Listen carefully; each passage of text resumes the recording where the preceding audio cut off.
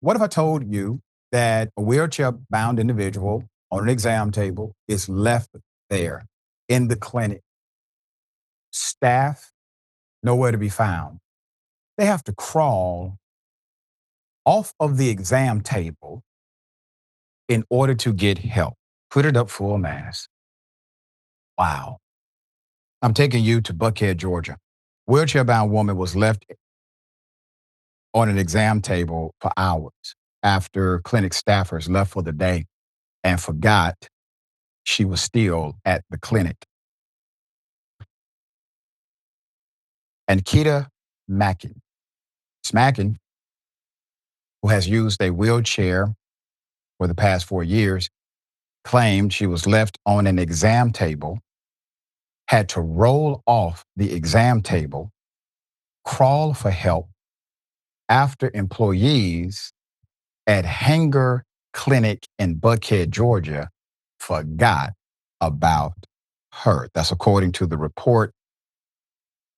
Ms. Mackin says she was dropped off at about 2 p.m. It was a 2 p.m. appointment at the clinic to get her feet fitted for braces, and thought that after it concluded, the staff were calling her transportation service to come get her. Quote, I'm thinking that, okay, well, they know I'm finished, so they're going to call transportation to come back and get me, she told 9 News Denver. No one came for her.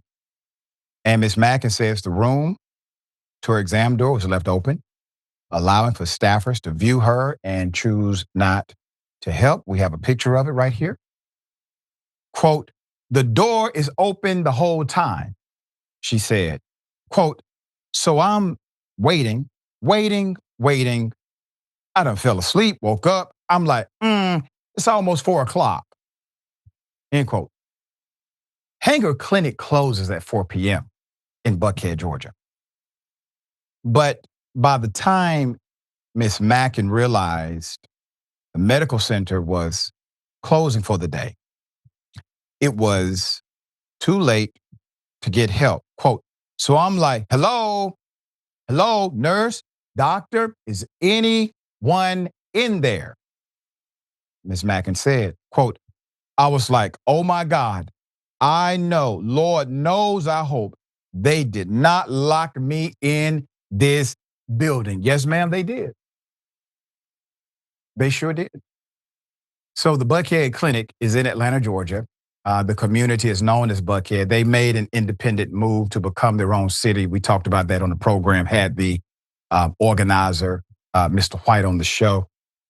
He failed horribly in making a good representation for why they were doing so. So they're still Atlanta, okay?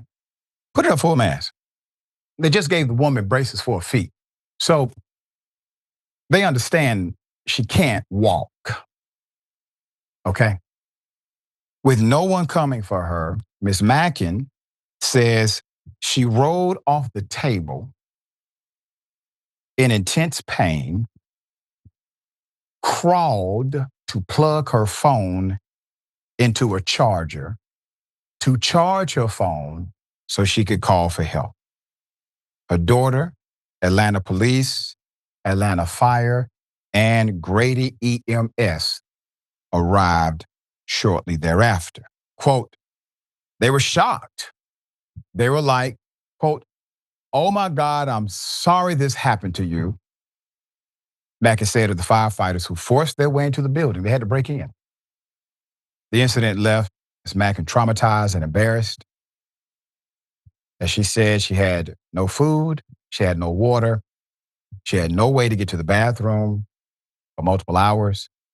Her family is now demanding answers from Hanger Clinic.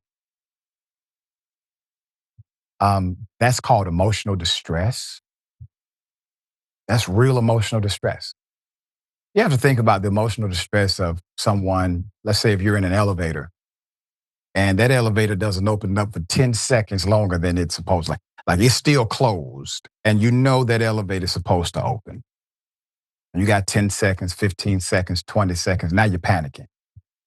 You go to 60 seconds, 2 minutes, 5 minutes, 10 minutes, 30 minutes, 1 hour. You have nearly lost your mind. And that's inside of a building, and you know people are in the building with you. You know there's a phone inside of that elevator somewhere. Hell, you may even have your cell phone on your person. This is a person who doesn't have a charged cell phone, who's not able to walk, who's not able to break out of the building, who's not able to use the restroom, not able to get food. And she was in full view with an open door of everyone in that clinic who saw her. Emotional distress for sure. In a statement to the Independent, a spokesperson for the facility said, quote,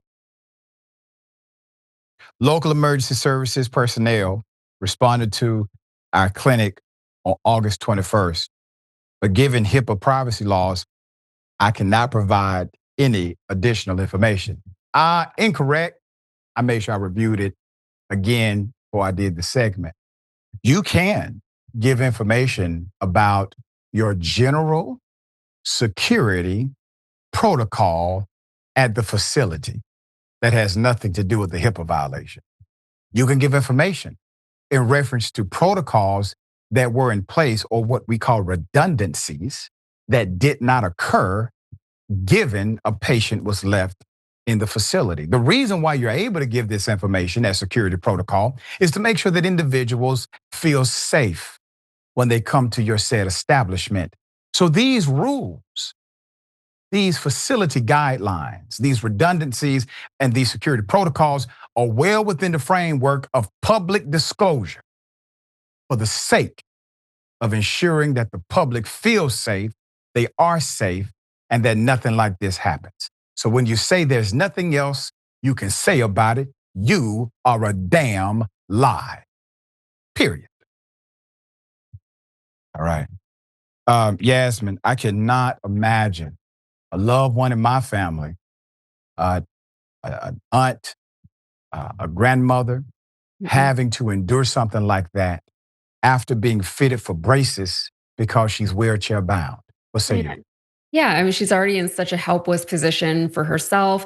I imagine it would be very humiliating, first of all, just not being able to help yourself, but also being abandoned. That's not a great feeling. This is such an insane story. And, part of me is trying to find grace for people who work in healthcare. I know they're under a lot of stress. I imagine they're overworked, but come on, you said it, Doc. It's emotionally distressing to be in situations like this. But that kind of trauma is always discounted or downplayed or not seen as being as important as actual like physical trauma, I guess. Even though, by the way, this woman was enduring physical trauma, she didn't have access to food or to water. She couldn't use the bathroom for hours. This feels like something that would happen in a television show that would be played for laughs. But I don't know, I don't know if people do this, but do you ever watch shows like that and imagine what it would actually be like if this happened in real life? Most of those very, very funny sitcom situations get a lot less funny real fast whenever you try to transpose them into the real world or into your own lived experience. And this clinic already seems like they're not ready to take any kind of accountability here from the statement that they did release. Mistakes happen. What's happened here has already happened. We can't go back. We can go forward and learn from this, but it seems like they're really trying just not to do that even. So we'll see. Yeah, it sounds like their lawyer wrote the statement. That's what it sounds like to They me. seem very uninvolved. Right, exactly. All right, we're going to bring you updates